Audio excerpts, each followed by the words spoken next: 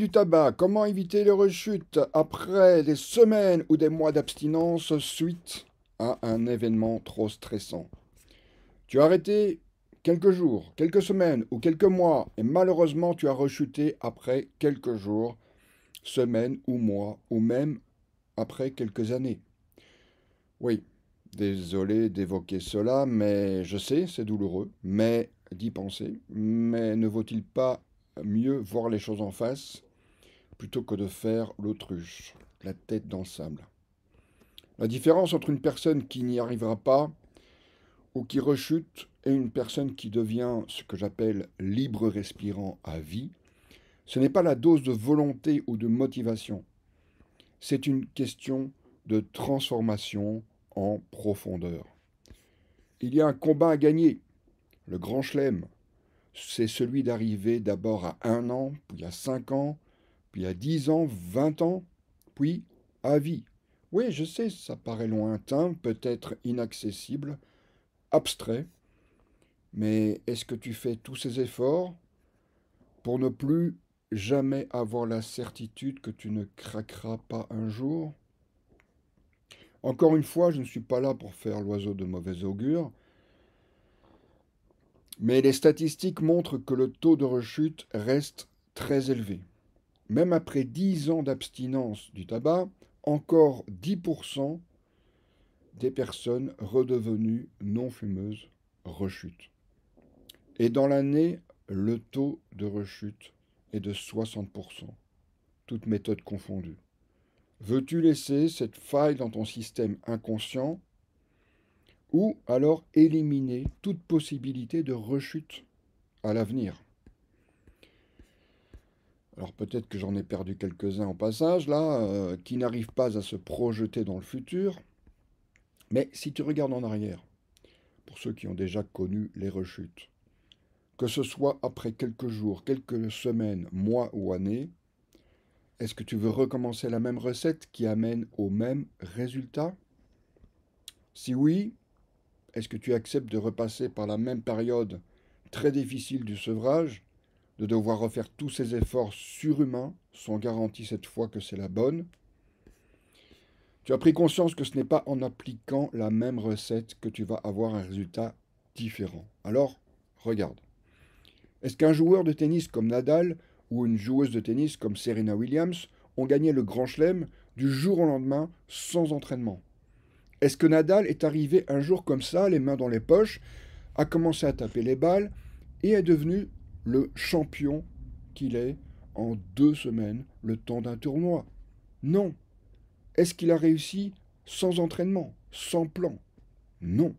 A-t-il réussi sans coach, sans guide, sans entraînement mental, sans visualisation préalable de ses victoires?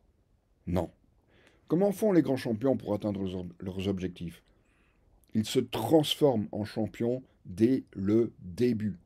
Ils font comme si ils étaient déjà un champion, même avant de monter sur le terrain. Ils ont décidé dès leur plus jeune âge, non pas de faire, taper des balles n'importe comment, ce qui équivaut à arrêter la cigarette ou la vape et faire n'importe quoi pour l'arrêt, mais donc n'ont pas décidé de faire d'abord, mais d'abord d'être. Nadal a d'abord décidé d'être un champion, d'incarner le champion qu'il veut être. Et c'est ça qui fait la différence sur le long terme. Tu peux taper des balles sur un court de tennis en espérant réussir un jour, ou alors tu fais un travail préalable de préparation dans lequel tu choisis qui tu veux être pour gagner des points, les jeux, les sets, les matchs, et puis la Coupe Davis ou le Grand Chelem ou la Coupe du Monde au foot. Donc le secret pour réussir sur le long terme à vie, l'arrêt du tabac, redevenir ce que j'appelle libre respirant à vie, c'est la préparation et la transformation en profondeur de qui tu veux être. Avant de monter sur le terrain et taper des balles n'importe comment, il faut avoir une vision de qui on veut être dans 5 ans, dans 10 ans, dans 20 ans. C'est la vision sur le long terme qui va te faire réussir et qui va te donner la persévérance et la force pour passer à travers toutes les épreuves, toutes les vagues de tentation.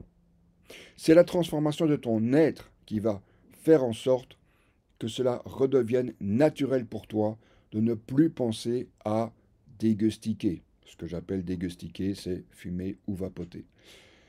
Et c'est la plus grosse erreur qu'on voit partout. C'est de croire que l'on doit faire avant de choisir et de décider qui on veut être. L'identité passe avant le comportement. C'est l'identité qui amène à un comportement nouveau, comme celui de ne plus fumer. Naturellement, je connais personnellement le coach mental de Serena Williams, je l'ai vu sur scène, et de cette technique de programmation mentale qui a fait d'elle une championne.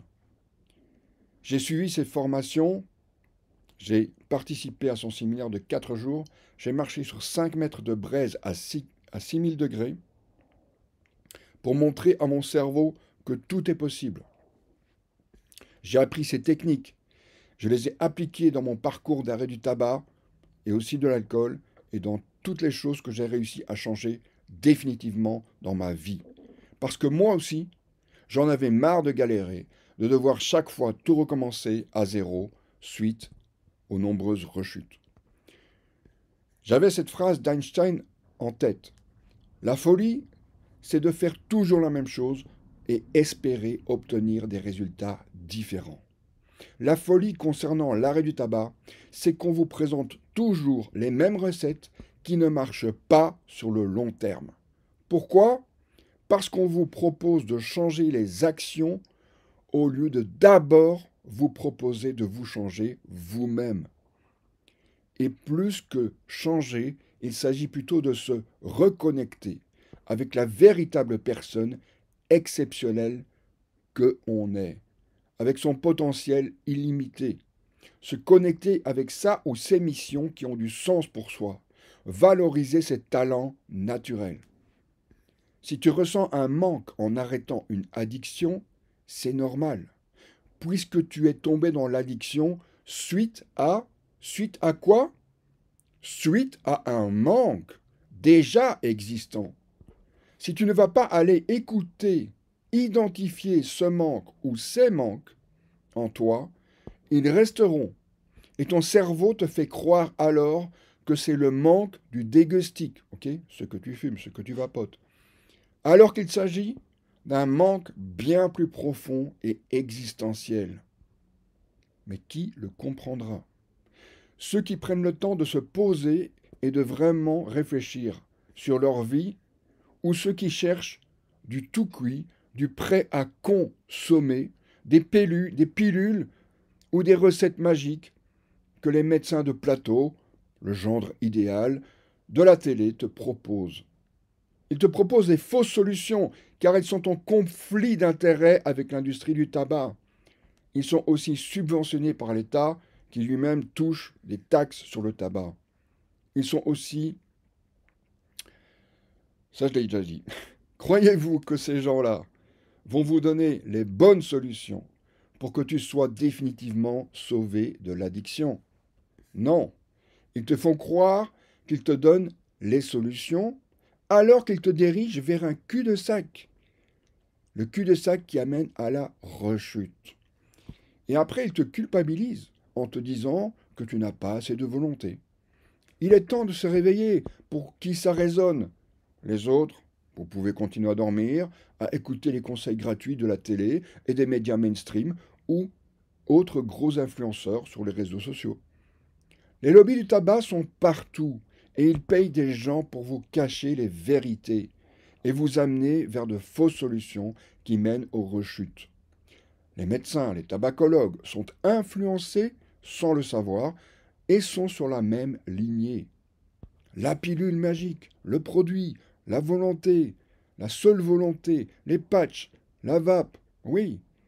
Nadal, il a une raquette pour jouer. La raquette, ce sont les produits, les trucs et les astuces pour l'arrêt du tabac. Mais ce qui fait la différence entre un champion et un joueur lambda qui ne réussira pas sur le long terme, c'est une seule chose, l'identité. L'identité qu'il s'est choisie, qu'il a visualisée, qu'il a entretenue avec des ancrages à répétition, des mantras répétés des centaines de fois, des milliers de fois, un entraînement avec un coach qu'il a payé, pas le gratuit de la télé ou des plans foireux gratuits des gouvernements qui sont complices de la mafia du tabac. Veux-tu être ce champion, cette championne, ou alors continuer à croire ceux qui ne veulent pas que tu réussisses et qui t'amènent inexorablement à la rechute. Si tu veux te garantir un avenir sans rechute, alors fais ce travail de transformation intérieure. Et tu resteras libre respirant pour le restant de ta vie, comme je le suis devenu. Tu pourras appliquer ces mêmes principes pour retrouver aussi la ligne, perdre du poids, quitter les autres consommations toxiques, comme l'alcool, le soda, le sucre, la malbouffe, et reprendre le chemin de la véritable personne que tu es et que tu as toujours été, et accomplir ta vraie mission sur cette terre et en récolter les fruits. Plus d'abondance, de meilleures relations, plus d'énergie, une meilleure santé, un meilleur moral, plus d'occupations qui te passionnent vraiment. Ce choix t'appartient. Aujourd'hui, car chaque seconde qui passe ne se reproduira plus jamais de ta vie. Ne passe pas à côté de ta vraie vie, pleine, entière et palpitante, avec amour. Et si tu veux recevoir mes lettres dans ta boîte mail ou me contacter pour un accompagnement éventuellement, eh bien, tu peux me le dire en commentaire ou venir me contacter en DM, en Messenger.